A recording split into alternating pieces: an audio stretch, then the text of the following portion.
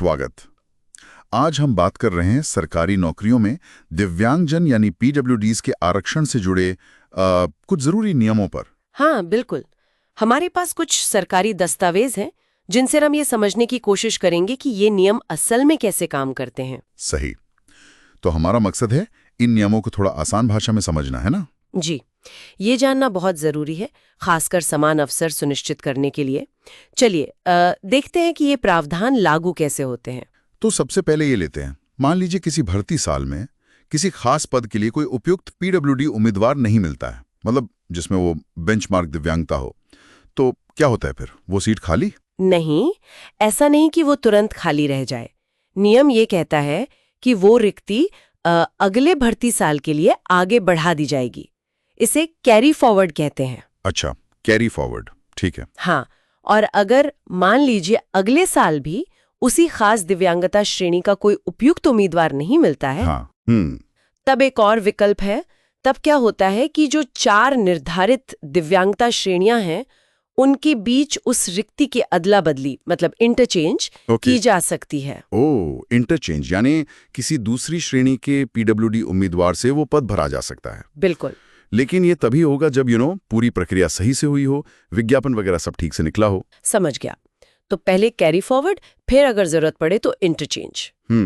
लेकिन मान लीजिए इंटरचेंज के बाद भी कोई ना मिले, तब क्या? हाँ, ये भी हो सकता है। तो उस स्थिति में जो नियोक्ता है वो उस पद को किसी गैर पीडब्ल्यूडी उम्मीदवार से भर सकता है। अच्छा, तब वो सामान्य उम्मीदवार को मिल जाएगी। हाँ, पर यहाँ एक और बात है। वो रिक्ति जो पीडब्ल्यूडी के लिए थी, वो फिर भी बैकलॉग के तौर पर रखी जाती है। बैकलॉग कितने समय तक? अधिकतम 2 और भर्ती वर्षों तक। मतलब कैरी फॉरवर्ड वाले साल के बाद 2 साल और। अगर इन 2 अतिरिक्त सालों में भी कोई उपयुक्त पीडब्ल्यूडी उम्मीदवार नहीं मिलता, तब जाकर उस पद से पीडब्ल्यूडी आरक्षण समाप्त होता है। अच्छा, तो ये प्रक्रिया काफी लंबी हो सकती है। हाँ, हो सकती है। और इसमें पारदर्शिता जरूरी है। मतलब कुल कितनी आरक्षित सीटें हैं, बैकलॉग कितना है, ये सब पहले ही बताना होता है। और बैकलॉग वाली सीटों को प्राथमिकता देनी होती है। ठीक है, ये तो हुई रिक्ति भरने की बात। अब एक और चीज जो सुनने में आती है, क्षैतिज आरक्षण या हॉरिजॉन्टल रिजर्वेशन। ये क्या है? ये SC ST OBC आरक्षण से अलग कैसे है? हाँ, ये एक बहुत महत्वपूर्ण अंतर है।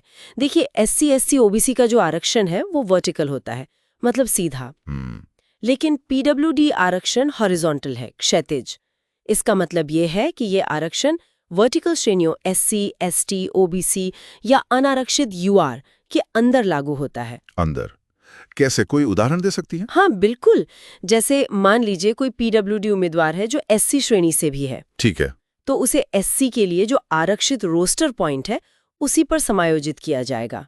वो SC कोटे में ही गिना जाएगा, लेकिन पीडब्ल्यूडी होने के नाते उसे उस पॉइंट पर प्राथमिकता मिलेगी। और अगर कोई अनारक्षित यानी जनरल कैटेगरी का पीडब्ल्यूडी उम्मीदवार हो, तो उसे अनारक्षित यानी UR वाले रोस्टर पॉइंट पर समायोजित किया जाएगा। अच्छा, और अगर मान लीजिए किसी SC पीडब्ल्यूडी उम्मीदवार के लिए उस समय SC की रिक्ति उपलब्ध न हो, तो फिर उसे अगली जो भी SC रिक्ति उपलब्ध होगी उस पर समायोजित किया जाएगा। इसीलिए आपने देखा होगा कि आवेदन फॉर्म में पीडब्ल्यूडी उम्मीदवारों से उनकी मूल श्रेणी SC ST OBC UR भी पूछी जाती है। हाँ, पूछा जाता है। समझ गया। मतलब ये आरक्षण ओवरलैप करता है, अलग से कोई कोटा नहीं बनाता। बिल्कुल सही। ये मौजूदा श्रेणियों के भीतर ही काम करता है। अब ये पक्का कैसे किया जाता है कि जो भर्ती करने वाले विभाग या एजेंसियां हैं वो इन सब नियमों का पालन कर भी रही हैं या नहीं? इसके लिए भी व्यवस्था है। जब कोई विभाग भर्ती के लिए रिक्वेस्ट भेजता है, तो जो संबंधित अधिकारी है उसे एक सर्टिफिकेट देना होता है। कैसा सर्टिफिकेट? ये प्रमाणित करते हुए कि पीडब्ल्यूडी आरक्षण के जो नियम हैं उनका पालन किया गया है। उन्हें ये भी साफ साफ बताना होता है कि भर्ती रोस्टर में कौन सा पॉइंट पीडब्ल्यूडी के लिए आरक्षित है। एक तरह का चेक है। ठीक है। और क्या चयन के मानकों में, मतलब सिलेक्शन स्टैंडर्ड्स में, पीडब्ल्यूडी उम्मीदवारों के लिए कुछ छूट भी है? हाँ, इसका भी प्रावधान है। अगर ऐसा होता है कि आरक्षित पदों के लिए सामान्य मानकों पर पर्याप्त संख्या में पीडब्ल्यूडी उम्मीदवार नहीं मिल पा रहे हैं, तो चयन के मानकों में कुछ छूट दी जा सकती है। लेकिन शर्त यह है कि उम्मीदवार उस पद के लिए जो न्यूनतम योग्यताएं हैं वो रखता हो, मतलब बिल्कुल अयोग्य न हो। और ये छूट क्या सभी पीडब्ल्यूडी उम्मीदवारों को मिलती है? हाँ, ये जरूरी बात है। ये छूट दिव्यांगता प्रमाण पत्र की शर्तों पर लागू नहीं होती और ये सभी पीडब्ल्यूडी उम्मीदवारों पर समान रूप से लागू होती है। ऐसा नहीं कि किसी खास श्रेणी को ज्यादा छूट मिलेगी। सही। अब नियुक्ति से पहले जो मेडिकल जांच होती है उसका क्या प्रावधान है? देखिए, सरकारी नौकरी के लिए फिटनेस का मेडिकल सर्टिफिकेट तो जरूरी है ही। ये मौलिक नियम 10 के तहत आता है। हाँ, वो तो है। तो अगर कोई पीडब्ल्यूडी उम्मीदवार किसी ऐसे पद के लिए चुना गया है जो उसकी दिव्यांगता के प्रकार के लिए उपयुक्त माना गया है, अच्छा, तो मेडिकल जांच करने वाले अधिकारी या बोर्ड को पहले से ये बताया जाता है और फिर जांच इसी बात को ध्यान में रखकर की जाती है कि क्या वो उम्मीदवार उस खास पद की ड्यूटी निभाने के लिए मेडिकली फिट है। ठीक है। और इन सभी नियमों का पालन हो रहा है या नहीं, इसकी निगरानी कैसे होती है? कोई रिपोर्टिंग वगैरह होती है? हाँ, होती है।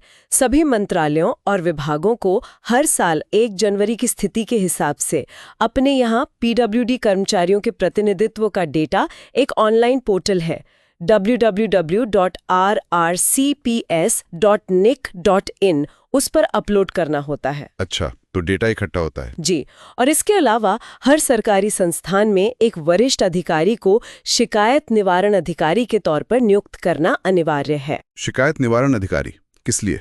वो रोजगार में, मतलब नौकरी में दिव्यांगता के आधार पर अगर कोई भेदभाव की शिकायत आती है तो उसको देखते हैं और कोशिश ये रहती है कि 2 महीने के अंदर उसका समाधान निकाला जाए। ये तो बहुत अच्छा है। हाँ, और साथ ही एक संपर्क अधिकारी या लिएजॉन ऑफिसर भी होता है।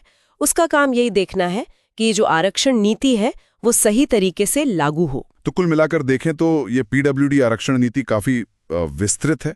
इसमें कई पहलू हैं। रिक्तियों को आगे बढ़ाना, इंटरचेंज करना, हॉरिजॉन्टल आरक्षण का कॉन्सेप्ट, मानकों में छूट, मेडिकल जांच के नियम और फिर निगरानी के लिए रिपोर्टिंग और शिकायत निवारण। बिल्कुल, लक्ष्य साफ है। सरकारी नौकरियों में पीडब्ल्यूडी उम्मीदवारों के लिए समान अवसर और उचित प्रतिनिधित्व सुनिश्चित करना। सही कहा।